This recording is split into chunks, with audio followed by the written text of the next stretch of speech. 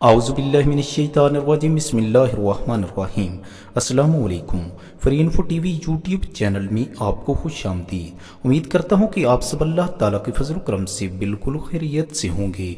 आज की इस वीडियो में मैं आपको चांद गिरन के असरात के बारे में मुकम्मल तफसील से बताने वाला हूँ।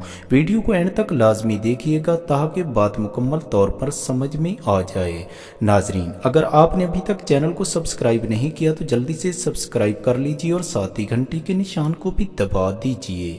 नाजरीन, जब चांद को गिरन लगता है तो इस दौरान हामला खवातीन को मुकम्मल तौर पर एहतियात करने की ज़रूरत होती है, क्योंकि उनकी ज़रा सी बेएहतियाती से होने वाले बच्चे को शदीद नुकसान पहुंच सकता है।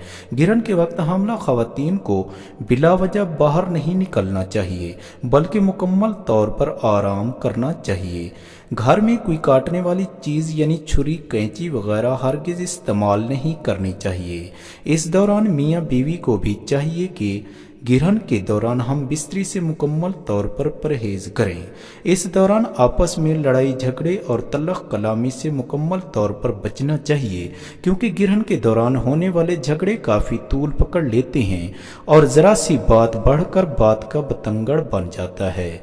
नाजरीन, गिरहन की टाइमिंग देखने के लिए हमारे चैनल पर मौजूद वीडियोज़ को देख लीजिएगा। उम्मीद करता हूँ कि आपको आज की ये वीडियो बेहद पसंद आई होगी। वीडियो को लाइक और शेयर ज़रूर कर दीजिएगा ताकि दूसरे भी इससे मुस्तफीद हो सकें। दुआओं में याद रखिएगा, अपना बेहद ख्याल रखिएगा। अगली वीडियो तक के लिए अल्लाह हाफिज़।